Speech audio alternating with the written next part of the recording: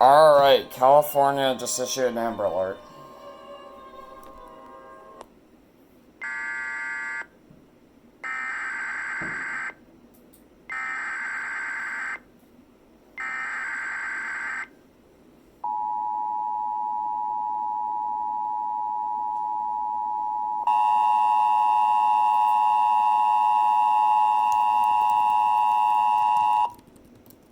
An Amber Alert is being issued by the California Highway Patrol on behalf of the Riverside County Sheriff's Department.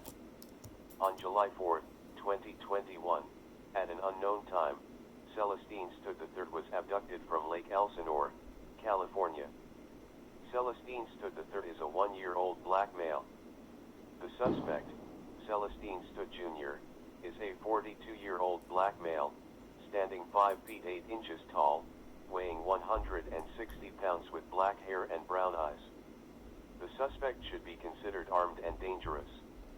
The suspect was last seen driving a 2020 silver Kia Optima, with California license plate number 8BQU461.